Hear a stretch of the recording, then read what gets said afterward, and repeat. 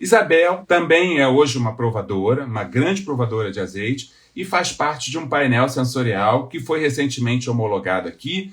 E início dessa formação, do qual eu tive a honra de participar há 6 anos atrás, quando a gente teve um curso de análise sensorial aqui dentro do Ministério da Agricultura. E aí, de lá para cá, todo mundo foi buscar sua formação e muito treino. E esse painel foi homologado recentemente pelo Conselho Oleícola Internacional. E ele está baseado, então, Isabel, no LFDA, né, que é o Laboratório de Análises Agropecuárias aqui do Ministério da Agricultura, e ele é composto essencialmente por auditores fiscais. Creio que a Isabel e o Juliano são a exceção. Eles são da Universidade Federal, mas já fazem parte desse painel. Isabel, eu tenho falado muito sobre a importância desse painel. Conta como foi essa trajetória para que hoje esse painel esteja em funcionamento.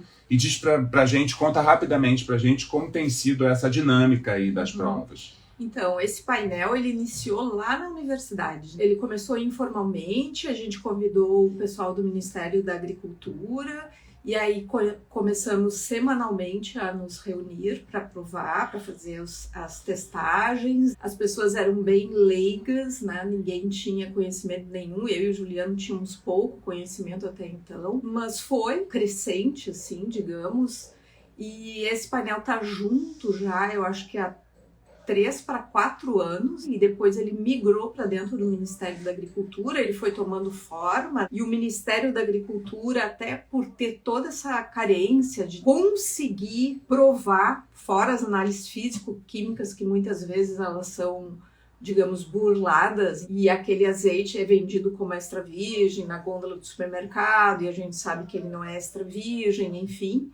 Uma maneira de treinar as pessoas para poder reconhecer sensorialmente, digamos, se aquele azeite tem ou não defeito, se é ou não extra virgem. Durante 3 anos, 4 anos, praticamente, nós treinamos semanalmente. Mesmo durante a pandemia, né? Mesmo durante a pandemia. Durante a pandemia não foram paradas as sessões de treinamento, nós recebíamos em casa, todos os avaliadores recebiam em casa as amostras para um mês, digamos assim, nos reuníamos uma vez por semana para poder degustar, enfim, né? E essas amostras, então, esses testes que a gente fazia, alguns são enviados para a Espanha, lá para o COI, para o Conselho Oleícola Internacional, que vai avaliando a performance desse painel até a gente conseguir a certificação. Então, não é um trabalho fácil, é um trabalho longo e de muita dedicação. A gente conseguiu essa certificação no ano passado e hoje a gente então é um painel reconhecido internacionalmente e já estamos fazendo então análises fiscais dos azeites das gôndolas do supermercado. Prestem atenção! Isso, né? Porque o que se tem muito nas gôndolas dos nossos supermercados, isso não é novidade para ninguém, né? A gente sabe que tem muitos azeites vendidos como extra virgem que não são, né? Não são azeites de oliva extra virgem. E acabam saindo, digamos, por um preço mais alto que um óleo comum e, digamos, muito mais baixo que um azeite realmente extra virgem, né? Porque o azeite realmente extra virgem não tem como fugir, ele é feito de uma pequena quantidade lá da produção, digamos assim, mesmo na Espanha, mesmo em Portugal, é uma área que se pega para conseguir fazer o azeite extra virgem, porque tem que estar muito atento ao ponto de colheita, né? Então a azeitona naturalmente ela vai amadurecendo, e aí chega um ponto que já não se consegue mais fazer um azeite extra virgem.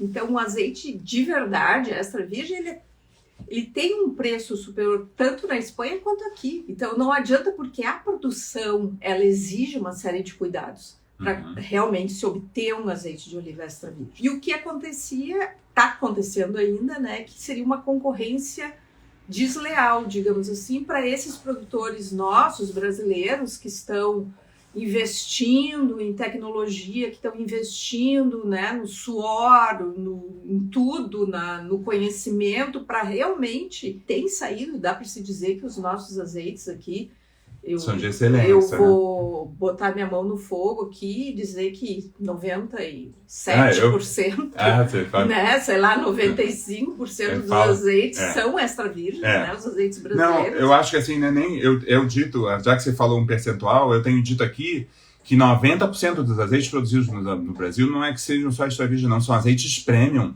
São azeites de muita qualidade. De muita qualidade. Né? E que acabam, de repente, concorrendo, né? Na gôndola do supermercado com azeites que se dizem extra virgem, mas não são, né?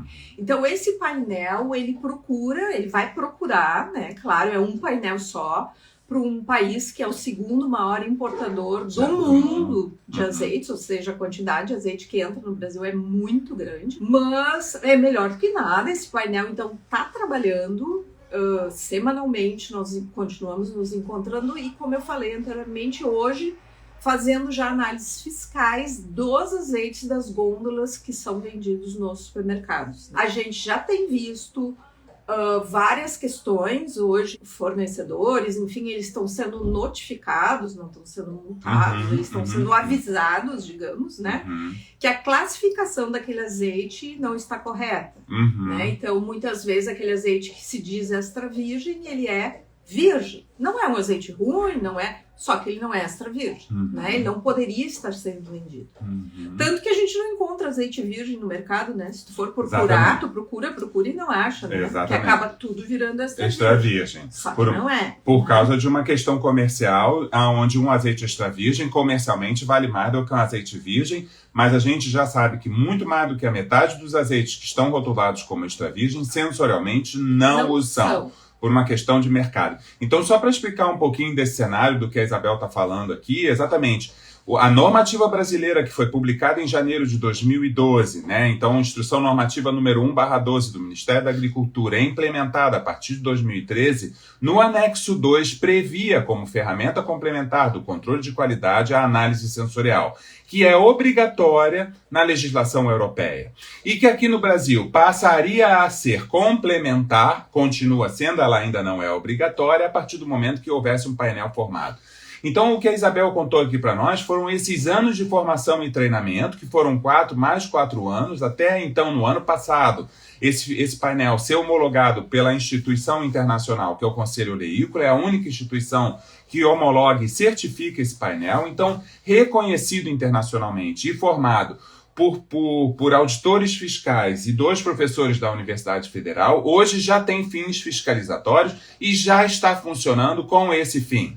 Então, isso começa desde que a normativa foi implementada. Já houve uma filtragem com relação à qualidade do azeite que foi importado pelo Brasil. Como a Isabel falou, somos o segundo maior importador depois dos Estados Unidos fora da União Europeia. Então, é um volume de azeite muito grande que não tinha critério para entrada e agora tem. E agora não só tem, através da análise química, que é obrigatoriamente o azeite para ser importado precisa vir com um laudo de um laboratório credenciado pelo MAPA, como agora, dentro do próprio MAPA, existe um painel que está fazendo, por amostragem, uma análise sensorial. Como a Isabel disse, apenas um painel para esse país inteiro, mas é o primeiro. Então está sendo treinado um na Embrapa do Rio de Janeiro, está sendo treinado um outro em São Paulo, está sendo treinado outro em Minas Gerais e, quiçá, daqui a alguns anos poderemos ter 4 ou 5 painéis sensoriais para, de fato, controlar a qualidade através da fiscalização do azeite no Brasil. Porque eu insisto em dizer, né, azeites extra virgens hoje que são elaborados com alta tecnologia, com a tecnologia, ou seja, na elaboração que mudou a forma tradicional de se fazer azeite, aonde o grau da maturidade da fruta tem grande importância, seleção de variedade e toda uma boa prática de campo e de conservação e elaboração do produto, este produto tem, como a Isabela muito bem falou, componentes nutricionais no seu que se detecta pelo frescor, importantíssimos para a nossa saúde. Então a gente não está falando de um modismo, a gente não está, embora estejamos falando de um alimento ancestral, o desconhecimento sobre esse produto é enorme.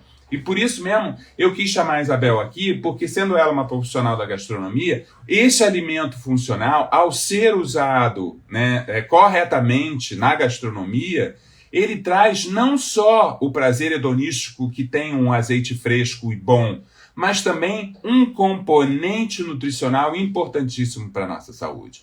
Então, dentro disso, a diversidade sensorial que a gente encontra hoje entre os azeites extra virgens, precisamos conhecê-los para usar da melhor maneira. E quebrando os mitos sobre não se pode usar na fritura, não se pode aquecer azeite, só azeite de oliva ou só azeite ou óleo do bagaço. Então, quais são as categorias? Tudo isso eu comunico pelo canal, tá lá no Master em Azeite, Isabel aqui na Universidade Federal tá fazendo.